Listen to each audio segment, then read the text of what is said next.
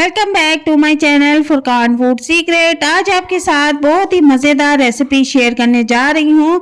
एक पाव चिकन से ढेर सारे हरे भरे कबाब बनाकर रख ले। सिर्फ एक बार बनाएं और काफ़ी अरसे तक इनको आप यूज़ कर सकते हैं। जब दिल करे, जब कुछ पकाने को दिल ना हो तो इनको निकाल कर फ्राई कर लें। बहुत ही टेस्टी और मज़ेदार रेसिपी है, तो वीडियो को एंड तक लाजमी देखना है। और इसके साथ हम बनाएंगे सैलेड रायता, जो कि बहुत ही टेस्टी और मज़ेदार बनता है और ये कबाब को चार चांद लगा देता है। बहुत ही मज़ेदार ये रेसिपी है, तो स्टार्ट करते हैं। उससे पहले मेरी गुजारिश है कि अगर आप मेरे चैनल पर नए हैं तो काइंडली मेरे चैनल को सब्सक्राइब कर दें, बेल आइकन को प्रेस कर दें ताकि मेरी आने वाली वीडियो आपके पास पहले पहुंचे। बिस्मिल्लाहिर्रहमानिर्रहीम। यहाँ पर मैंने सबसे पहले एक पैन ले लिया है, उसमें घी ऐड किया है और ठंडे घी में ही हम ज़ीरा ऐड कर देंगे। आधी चम्मच ज़ीरा ऐड करेंगे और यहाँ पर 1 चम्मच हम लहसुन और 2 से 3 हरी मिर्च का पेस्ट बना के रखा था, वो भी ऐड कर देंगे। और इसके बाद इन दोनों चीज़ों को अच्छी तरह से फ्राई करेंगे। लहसुन को इतनी देर तक फ्राई करना है कि जब तक इसका कच्चेपन की स्मेल आना ख़त्म हो जाए। तो हल्का सा पानी का छींटा लगा रही हूँ ताकि ये जले नहीं। और चूल्हे का फ्लेम मैंने बिल्कुल नॉर्मल रखा हुआ है। तो मिक्स सब्जियों का मैंने इसमें इस्तेमाल किया है। हर चीज़ की क्वांटिटी आपको लाजमी साथ साथ बताऊंगी। और इसके बाद इसमें मिर्च मसाला ऐड करेंगे। आधी चम्मच इसमें नमक ऐड किया, आधी चम्मच इसमें हल्दी ऐड की है और इसको अच्छी तरह से मिक्स कर लेंगे। और अब इसके बाद मैं इसमें आधी चम्मच के करीब सुर्ख पिसी हुई मिर्च ऐड करूंगी और इसको भी अच्छी तरह से मिक्स कर लेंगे। यहाँ पर मैंने मसाले कम इसलिए यूज़ किए हैं कि अभी हमने एक स्टेप मसाले का और करना है। तो यहाँ पर मैंने 1 पाव चिकन लिया था, बिल्कुल बोनलेस चिकन है। सीने का जो पीस होता है तो वो मैंने हल्का सा बस एक बॉईल करके तो उसके छोटे छोटे टुकड़े कर लिए थे और इसको अब हम यहाँ पर भून लेंगे अच्छी तरह से। आजकल बहुत ही प्यारी मौसमी सब्जियां आ रही हैं, इनको ज़्यादा से ज़्यादा खानों में इस्तेमाल करें। यहाँ पर मैंने 1 अदद शिमला मिर्च ली थी जो कि बारीक कट कर ली थी और उसको इसमें हम ऐड कर देंगे चिकन में ही और इसको भी अच्छी तरह से भूनेंगे। और शिमला मिर्च ऐड करने के बाद मैंने 1 अदद बड़े साइज़ की गाजर ली थी, उसको भी बिल्कुल बारीक चॉप कर लेंगे और उसको भी सब्जी में ऐड कर देंगे और इसको भी पकाएंगे। इतनी देर तक हमने इन चीज़ों को पकाना है कि ये बिल्कुल नरम हो जाए और पानी का हल्का हल्का सा छींटा लगाती रहे साथ, ताकि सब्जी की जो ग़िज़ाइयत है वो बरकरार रहे।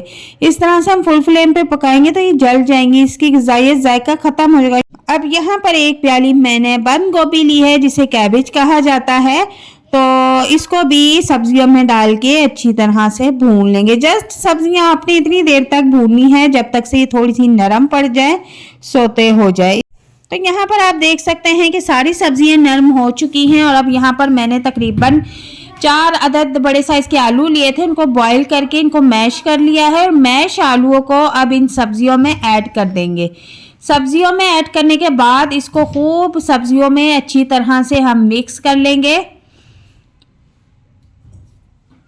और चूल्हे का फ्लेम यहाँ पर नॉर्मल कर लें क्योंकि फुल फ्लेम पे ये जल भी सकता है। तो चम्मच की मदद से आपने आलूओं को सब्जी में अच्छी तरह से मिक्स करना है और चम्मच चला के मज़ीद मैश करते जाएं ताकि जो अगर आलू की थोड़ी बहुत गुठलियां हैं तो वो भी जो है बिल्कुल बारीक मैश हो जाए।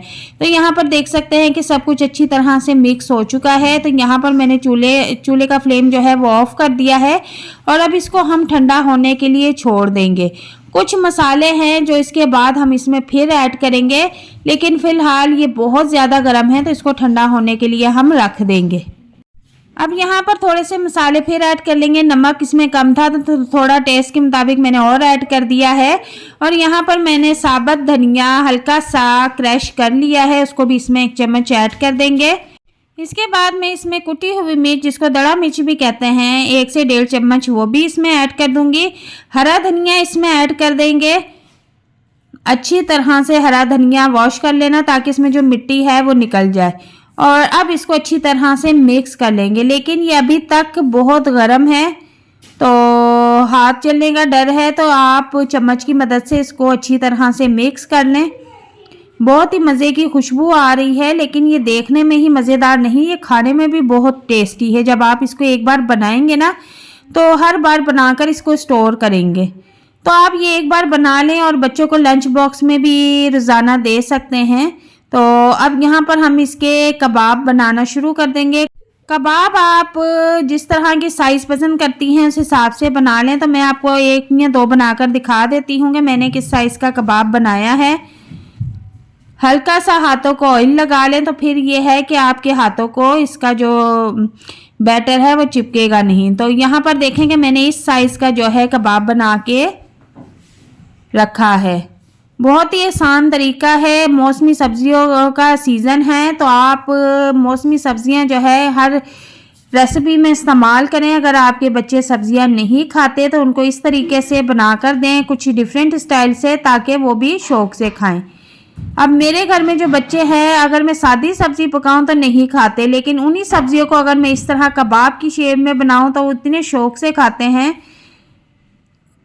तो आप भी इस रेसिपी को ज़रूर ट्राई करें। अगर आपके घर में भी यही मसला है कि बच्चे सब्जियां नहीं खाते तो उनको इस तरह की रेसिपीज़ बना कर दें। तो इसी तरीके से मैंने सारे कबाब बनाकर रेडी करके रख लिए हैं। आप देख सकते हैं कि मैंने एक ही बार में काफ़ी सारे कबाब बनाए हैं। मैं बना के इनको स्टोर कर लूँगी, फ्रिज में रख दूँगी और जब मुझे ज़रूरत होगी तब मैं इनको निकाल के फ्राई कर लूँगी। मैंने इतने ज़्यादा कबाब इसलिए बनाए हैं कि कुछ बच्चों को लंच बॉक्स में दूंगी बना के, और कभी ऐसा होता है कि बाज़ औक़ात हमारा खाना बनाने का दिल नहीं कर रहा होता तो हम इसको निकाल कर फ्राई कर लेते हैं ताकि हमारा उस दिन का टाइम गुजर जाए। तो यहाँ पर अब मैंने 2 अदद अंडे लिए हैं और इसको अच्छी तरह से हम फेंट लेंगे। इसके बाद मैं इसमें थोड़ी सी कुटी हुई मिर्च भी ऐड कर दूंगी और थोड़ा सा चुटकी भर इसमें नमक भी ऐड करूंगी। ज़्यादा ऐड नहीं करना क्योंकि कबाब में भी नमक मिर्च पहले से ही मौजूद है। तो यहाँ पर मैंने अब एक तवे पर घी डाल लिया है और इस तरह से मैंने एक कबाब उठाया और इस तरह से अंडे में हमने डिप करना है और डिप करने के बाद अच्छी तरह इसको निचोड़ के तवे पे रख देना है। बिल्कुल इसी तरीके से हमने सारे कबाब अंडे में एक एक करके डिप करने हैं और डिप करने के बाद हम तवे पर रख देंगे। तो एक बात जो बड़े ध्यान की है, आपने ऑयल को हल्का सा गर्म करने के बाद चूल्हे का फ्लेम बिल्कुल नॉर्मल कर देना है। फुल फ्लेम पे आपने नहीं पकाना वरना कबाब जल के कोयला बन जाएंगे, तो फिर कोयला कैसे खाएंगे आप। तो इसीलिए कह रही हूँ कि बिल्कुल लो फ्लेम पे पकाएंगे तो बिल्कुल क्रिस्पी और गोल्डन सा कलर आएगा जो कि बहुत ही खूबसूरत लगेगा, बहुत प्यारा लगेगा। यहाँ पर आप देख सकते हैं इसकी साइड में अब चेंज कर रही हूँ। तो लो फ्लेम पे बहुत ही क्रिस्पी और मज़ेदार हमारे हरे भरे चिकन के कबाब बनके रेडी हो रहे हैं। 1 पाव चिकन से मैंने ढेर सारे कबाब बनाने का तरीका आज आपके साथ शेयर किया है। तो एक एक करके हम सब कबाब को साइड पे करते जाएंगे ताकि ये हल्के से गोल्डन कलर के हो जाएं और क्रिस्पी हो जाए। इनको बिल्कुल किनारे पर कर देंगे और दूसरा चक्कर जो है कबाब का फिर से तवे के ऊपर डालना शुरू कर देंगे। बिल्कुल वही तरीका है, अंडे में डिप करके तो तवे पे हमने डाल देना है। पहली बार बनाने वाला भी इसको बहुत ही आसानी के साथ बना सकता है। तो यहाँ पर आप देखें कि दूसरा चक्कर भी जो है तकरीबन वो रेडी हो चुका है, बल्कि हो रहा है। तो पहले वाले जो कबाब है मैं निकाल के इनको प्लेट में रख लूँगी और इसी तरीके से मैं सारे कबाब फ्राई करके तो रख लूँगी। यहाँ पर आप देख सकते हैं कि बहुत ही ज़बरदस्त और मज़ेदार क्रिस्पी कबाब, चिकन के हरे भरे कबाब जो मौसमी सब्जियों के कबाब हैं वो बनके रेडी हैं। अब आपके बच्चे अगर सब्जियां नहीं खाते हैं तो ये वाली रेसिपी तो बहुत शौक से खाएंगे और एक बार जब बनाकर आप उनको खिला देंगे तो रोज़ाना फरमाइश पर आपसे ये रेसिपी बनवाएंगे और आपको फिर ये रेसिपी बनाकर रखनी होगी क्योंकि ये मटर आलू के चावलों के साथ भी बड़ी मज़े की लगती है। और अब इसके साथ हमने रायता भी रेडी किया हुआ है जो कि बहुत ही टेस्टी और मज़ेदार है। रायता रेडी करने का तरीका यह है कि आपने हरी मिर्च और थोड़ा सा ज़ीरा लेके पीस लेना है और नमक भी साथ ऐड करना है और वो तीनों चीज़ें पीस के आपने दही में शामिल कर देनी है। उसके बाद आपने 2 अदद छोटे साइज़ के प्याज बिल्कुल बारीक कटिंग करके दही में डाल देने हैं। थोड़ा सा हरा धनिया दही में डालना है और इसके बाद इसके ऊपर से अगर आप ज़्यादा स्पाइसी खाते हैं तो थोड़ी सी कुटी हुई मिर्च भी इसके ऊपर स्प्रिंकल कर देनी है और इनको सबको मिक्स कर लेना। बहुत ही मज़ेदार रायता बनके रेडी होता है, ख़ासकर इन कबाब के साथ तो ये बहुत ही मज़े का लगता है। और